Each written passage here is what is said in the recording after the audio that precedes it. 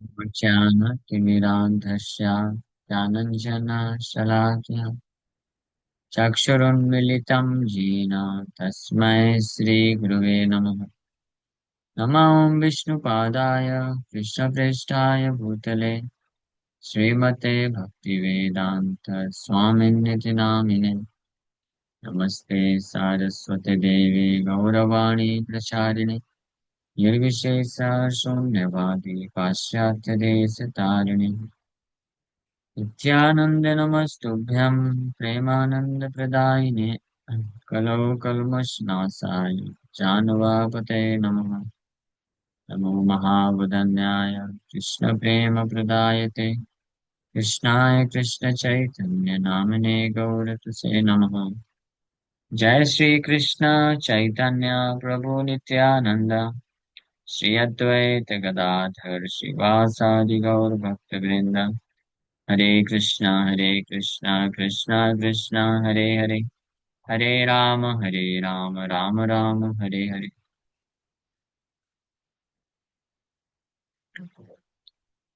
हरे कृष्णा। आप सभी भक्तों का हार्दिक स्वागत है आज के श्रीमद् भगवद गीता की चर्चा में। हम लोग चर्चा कर रहे हैं Shrimad Bhagavad Gita chapter 2 and verse number 4 पे चर्चा कर चुके थे। चौथा श्लोक। अर्जुन उवाच कथं भीष्ममहं संख्ये द्रोणं च Madhusudan इषुभिः प्रतियोत्स्यामि भूजरावरिसूदन। Arjuna said, O killer of enemies, O killer of Madhu, how can I counterattack with arrows in battle men like Bhishma and Drona who are worthy of my worship? मैं कैसे भीष्म और द्रोण जो कि मेरे पूजा के लिए योग्य है, पूजनीय है। पूजनीय का अर्थ क्या होता है? पूजनीय मतलब जिनको पूजा करना चाहिए। हाँ, या पूजा करने के लिए जो योग्य है या जिनका पूजा होना चाहिए, तो उनको ये बाणों से मैं कैसे मार सकता हूँ? जिनके ऊपर पुष्प डालना चाहिए उनके ऊपर बाण कैसे डालूं? बाद में तो डालेंगे, बाण ही डालेंगे। स्पेशली भीष्म पितामह को तो बाणों की बारिश कर देंगे। फ्लावर पहले बोल रहे थे कि इनके ऊपर तो मुझे फ्लावर पेटल्स डालना चाहिए, फ्लावर पेटल्स की बारिश करनी चाहिए। बाद में बाणों की बारिश करेंगे, बाणों की सैया में लटा देंगे अर्जुन भीष्म पितामह को। और भीष्म पितामह भी वो बाणों की सैया में लेट करके अद्भुत ज्ञान प्रदान करेंगे। सो अर्जुन इस प्रकार का एक आर्गुमेंट दे रहे हैं। तो इसी कारण को ये पांचवा कारण हो गया अर्जुन जो आर्गुमेंट दिए। फिफ्थ आर्गुमेंट, पांचवा तर्क है। इसी तर्क को और आगे थोड़ा बढ़ा रहे हैं, उसको और उसका वजन बढ़ा रहे हैं। गुरु, गुरु का अर्थ होता है भारी कर रहे हैं, इसलिए गुरु उन सब से स्टार्ट हो रहे हैं।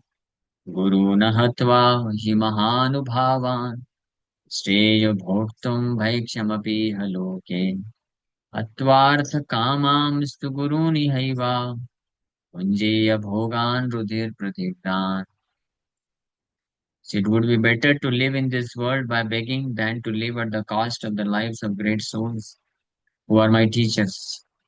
Now, even though desiring worldly gain, they are superiors. If, if they are killed, everything we enjoy will be tainted with world blood. As Guru na Atava, the superiors like Bhishma and Drona, इनको मारना। और specially पिछले श्लोक में तो अर्जुन बोले कि यहाँ कथम भीष्म महम संख्ये द्रोणम च मधुसूदन। बस इतना ही बताए कि ये तो पूजनीय है, भीष्म भी सुपीरियर हैं, द्रोणाचार्य भी सुपीरियर हैं, इसलिए पूजनीय है। इनके ऊपर बाणों से कैसे प्रहार कर सकता हूँ? अब बता रहे हैं कैसे जो सुपीरियर हैं, गुरु मतलब भीष्म द्रोणा इत्यादि और भी हैं। गुरु मतलब सुपीरियर, गुरु में गुरु भी आते हैं, टीचर्स भी गुरु में जो बड़े होते हैं, बुजुर्ग होते हैं, उनको भी गुरु बोला जाता है। उम्र में बड़े हों, या किसी भी पांच जो हमने तरीके की चीजें बताएं, उसमें अगर कोई बड़ा है तो उसको गुरु बोला जाता है। गुरु मतलब सीनियर, सुपीरियर, या है भी भारी है, एज में भारी है, ज्ञान में भारी है, या भक्ति में भारी है, पदवी में भारी है, हाँ, तपस्या में भारी है, किसी भी तरीके से अगर भारी है, गुरु की कैटेगरी। तो गुरु न अथवा, इनको ऐसे गुरुओं को मारना।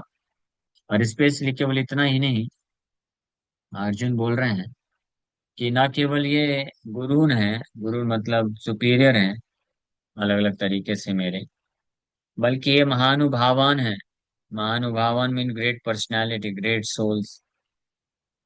महाअनुभावान, अनुभाव मतलब होता है रियलाइजेशन या साक्षात्कार, एक्सपीरियंस। अनुभव मतलब एक्सपीरियंस भी बोलते हैं, अनुभव या अनुभाव, मतलब कि रियलाइजेशन। महा, महा मीन्स ग्रेट रियलाइजेशन। तो ये लोग जस्ट भौतिक रूप से, भौतिक रूप से ही बस ये मेरे सुपीरियर नहीं। ये द्रोणाचार्य मिलिट्री टीचर हुए, भीष्म पितामह जो है पितामह हुए। बस ये बात बात नहीं है कृष्ण, अगर ये बात भी होती तो भी जो है पूजनीय है, तो बाण में नहीं चला सकता हूँ। लेकिन साथ ही साथ में ये महानुभावान भी, they are great personalities, noble souls, great souls, महान आत्मा है ये। भले अभी किसी कारण बस अपोजिट डायरेक्शन में खड़े हैं। तो ये आतताई नहीं है कृष्ण, क्योंकि पिछले अध्याय में अर्जुन जब बोले कि आतताई भी क्यों ना हो, इनको मारना पाप लगेगा।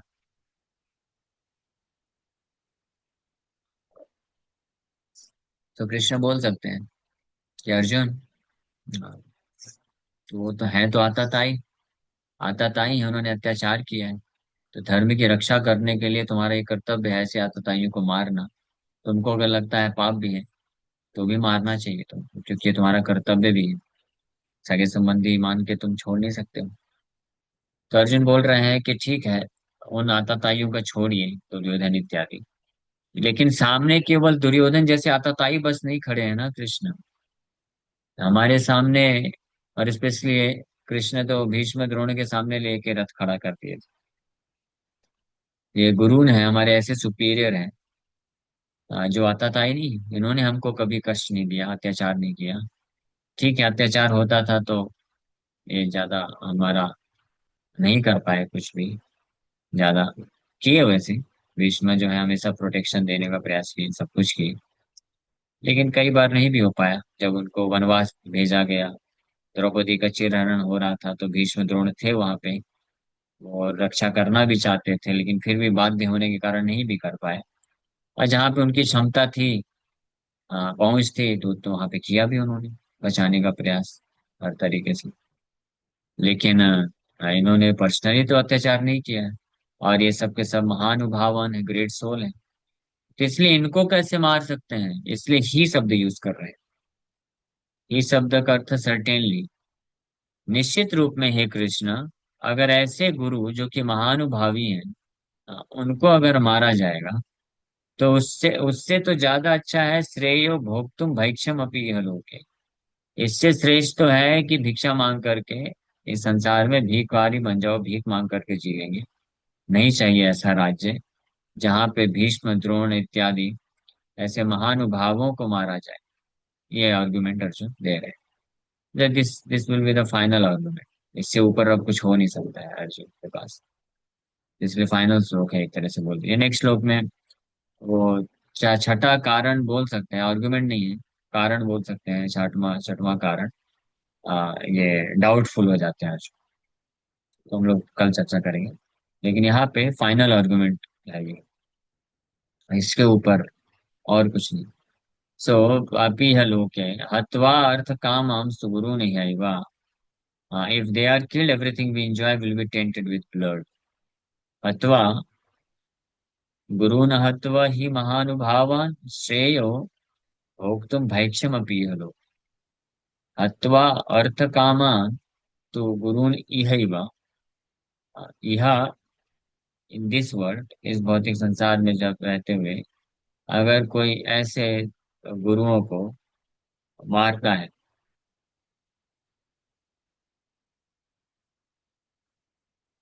तो ऐसे सुपीरियर्स गुरुओं को अगर कोई मार करके कुछ अर्थ प्राप्त करता है, कामान इच्छा रखता है, तो एवं निश्चित रूप में भुंजीय भोगान रुधिर प्रतिज्ञा। जैसे सुपीरियर्स को मार करके अगर कोई भोग इंजॉय भी करता है, तो वो उनके खून से सना हुआ होगा। प्रतिज्ञान tainted with the blood, everything you enjoy will be tainted with blood, मतलब पाप से सना होगा, उसके खून से सना हुआ इंजॉयमेंट होगा। सो ये एक बहुत महत्वपूर्ण शिक्षा है कि इससे बेटर है अगर कभी किसी सुपीरियर को मार करके या धोखा दे करके कुछ इंजॉयमेंट किया जाए, तो इससे बेटर है कि भीख मांग करके रह लेना चाहिए। ये अर्जुन आर्गुमेंट दे रहे हैं, जो कि सही है, इसमें कुछ गलत नहीं है। बट अर्जुन, जो रीजन है अर्जुन को क्यों मारना है, युद्ध करना है, वो अभी भी अर्जुन नहीं समझ पा रहे। भगवान ये सब जो अर्जुन के तर्क हैं, ऐसा नहीं कि अस्वीकार कर रहे हैं, लेकिन युद्ध करने के कारण ये सब नहीं, जो अर्जुन कारण बता रहे हैं युद्ध करने का कारण कुछ और, वो क्लैरिफाई करेंगे आगे। So according to scriptural codes, a teacher who engages in an abominable action and has lost his sense of discrimination is fit to be abandoned. So शास्त्र के नियम के अनुसार अगर कोई टीचर है जो कि गलत कार्यों में संलग्न हो गया है और अपना डिस्क्रिमिनेशन को खो बैठा है,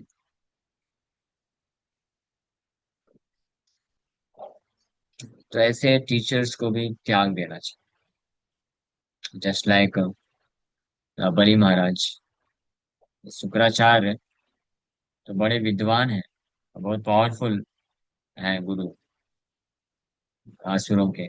शुक्राचार्य बहुत शक्ति है उनके पास, मृत व्यक्ति को भी जीवित करने की शक्ति रखते हैं, इतने पावरफुल है। लेकिन जब बलि महाराज की सभा में वहां नारायण आए, विष्णु, वामन देव, तो वहां पे डिस्क्रिमिनेशन खो बैठे हूँ। He lost his discrimination. इसीलिए बलि महाराज जो कि शास्त्र के ज्ञाता हैं, प्रहलाद महाराज के से भी शिक्षा प्राप्त किए थे भागवत की भी, तो इसलिए वो इमीडिएटली उनको वहीं पे त्याग दिए। तो कृष्ण भी मानो इस प्रकार का आर्गुमेंट दे सकता है। इसीलिए अर्जुन बोले कि ये साधारण टीचर नहीं, ये महानुभावान, they are great soul. So Bhishma and Drona were obliged to take the side of Duryodhana because of his financial assistance, although they should not have accepted such a position simply on financial considerations. Under the circumstances, they have lost the respectability of teachers. But Arjuna thinks that nevertheless they remain his superiors, and therefore to enjoy material profits after killing them would mean to enjoy spoils tainted with blood. तो भीष्म द्रोण हालांकि दुर्योधन का पक्ष लेने के कारण, क्योंकि दुर्योधन अधर्म का साथ दे रहा है, दुर्योधन का पक्ष लेने के कारण अपने सम्मान को खो बैठे, लेकिन फिर भी अर्जुन ये सोच रहे हैं, फिर भी उनका सम्मान करना चाहिए और उनको मारना नहीं चाहिए। उनको मार करके जो हम इंजॉयमेंट करेंगे, वो इस खून से सना हुआ इंजॉयमेंट। तो ये अर्जुन फाइनल आर्ग्यूमेंट देते हैं कि ऐसे सुपीरियर है सामने जो महानुभावान है, उनको मारना उचित नहीं है इस युद्ध में। ये सब बोलने के बाद भी, ये पांच कारण बोलने के बाद भी अर्जुन फिर भी डाउटफुल हो जाते हैं, संशय में आ जाते हैं कि क्या करना चाहिए क्या नहीं करना चाहिए। और वो डाउट में आने के कारण ये छठे श्लोक में अर्जुन डाउट बोल रहे हैं, डाउट संशय पर इसमें बता रहे हैं, और फिर सातवें श्लोक में फाइनली सरेंडर कर देंगे कृष्ण को, कि हम लोग कल चर्चा करेंगे। लेकिन एक महत्वपूर्ण शिक्षा ये है यहाँ पे कि ये पांचवा रीजन काफी पावरफुल तरीके से अर्जुन बोलने के बाद और चौथे चार कारण और बताया कृष्ण के अध्याय में। इसके बाद भी अर्जुन खुद ही डाउट में। अभी तक कृष्ण बोलना कुछ प्रारंभ नहीं की, लेकिन अर्जुन को खुद ही डाउट आ जाता है। इससे प्रूफ होता है कि भौतिक रूप से अगर कोई भी व्यक्ति डिसीजन लेगा देहात बुद्धि में रह करके, तो कितना भी परफेक्ट डिसीजन हो, कितना भी तर्क वितर्क कर ले, लेकिन वो उसकी आत्मा को संतुष्ट नहीं कर सकता है। ये एक फैक्ट। ओके, इसी के साथ हम विराम करते हैं। Thank you very much. किसी वक्त का कोई प्रश्न है तो आप पूछ सकते हैं। हरे कृष्ण।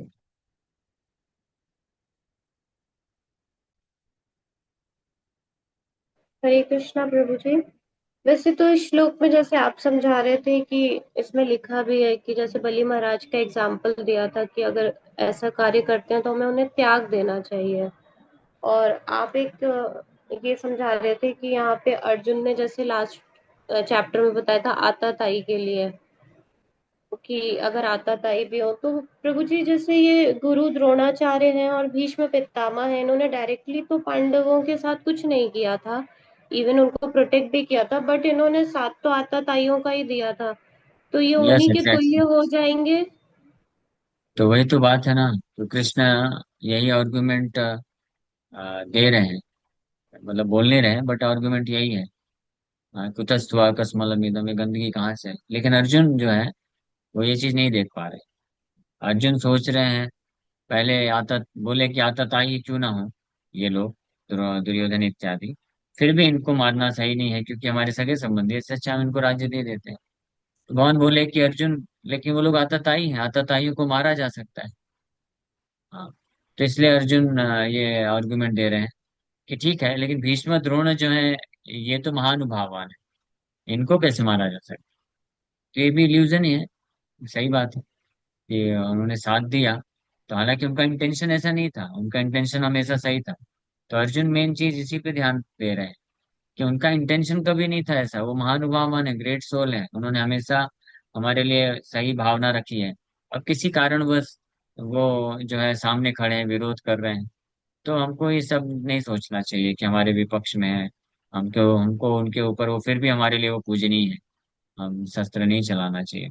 तो ये अर्जुन का ग्रेटनेस है एक तरह से, क्योंकि भक्त है, तो इसलिए वो पॉजिटिव साइड देख करके बोल रहा है।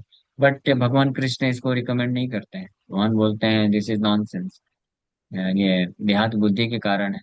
अगर विपक्ष अधर्म का साथ दे रहा है कोई व्यक्ति, मीन्स अनजाने में भी या नहीं, जानबूझ के नहीं, लेकिन फोर्सफुली भी दे रहा है, मतलब उसको जबरदस्ती देना पड़ रहा है, still he is a culprit, फिर भी वो भी अधर्म के साथ ही है, तो उसको नष्ट करना चाहिए, मारना चाहिए। तो भगवान आगे गीता में क्लैरिफाई करेंगे, आगे बोलेंगे। ठीक है प्रभु जी, एक छोटा सा क्वेश्चन और था। जैसे मैं बुक पढ़ती हूँ तो प्रभुपाद जी ने कहीं मेंशन भी किया है, जैसे जब पांडवों को कौरवों की तरफ से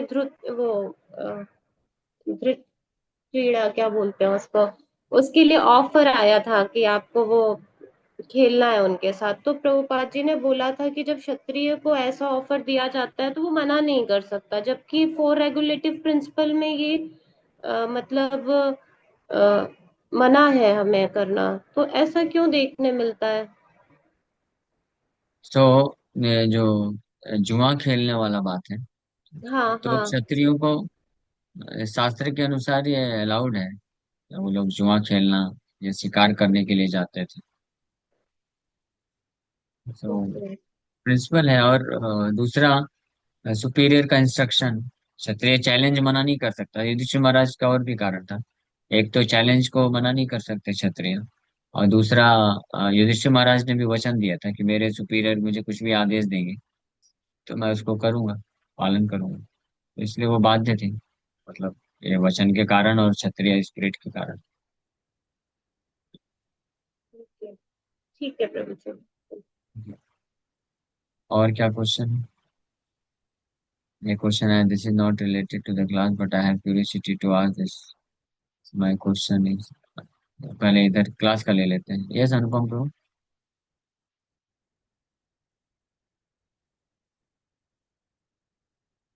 अनुपम ब्रो सुन पा रहे हैं?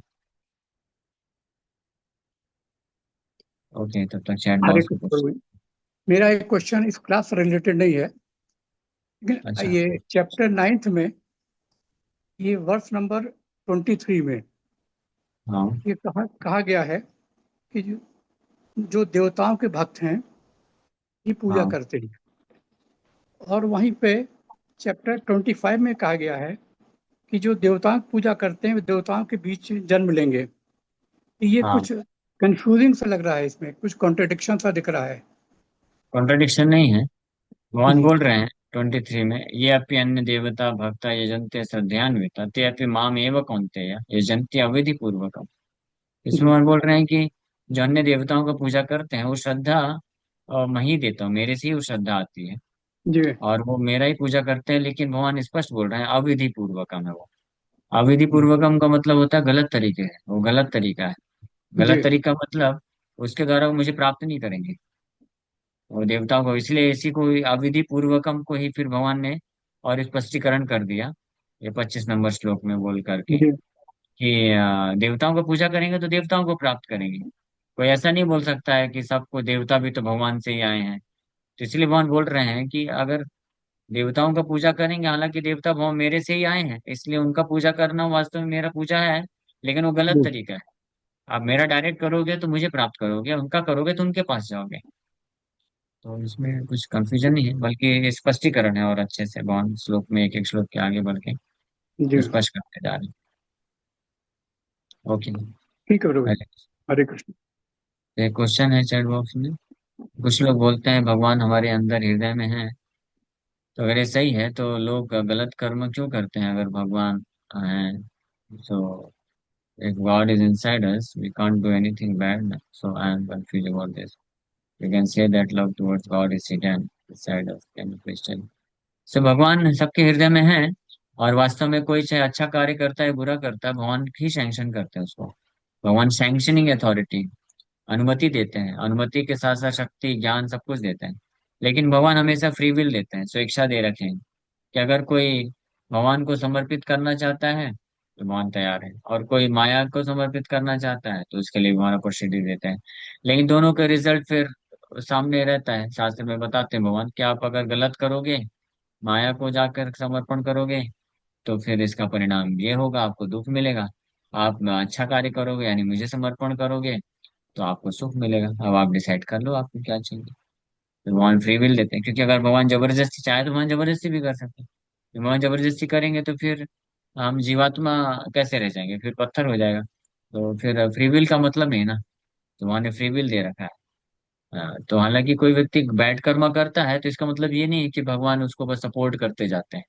तो बैड कर्म करेगा इमीडिएटली उसको रिएक्शन मिलेगा, ताकि उसको भगवान पूरा प्रयास करते हैं उसको फिर अच्छे कर्म में लगाने के लिए, गुरु साधु शास्त्र के माध्यम से। और उसको भी दंडित, दंड के द्वारा। दंड का प्रयोजन क्या है? दंड का प्रयोजन यही है ताकि वो व्यक्ति को सेंस आए कि गलत कार्य करने से गलत परिणाम ही मिलता है। तो इससे धीरे धीरे फिर बुद्धि खुलती है, तो फिर वो चूज अपनी चॉइस को सही करना चालू करता है कि मुझे गलत नहीं करना चाहिए, सही करना चाहिए, और सही करने के लिए सही लोगों का संग करना चाहिए। तो ऐसे। ओके। हरे कृष्णा।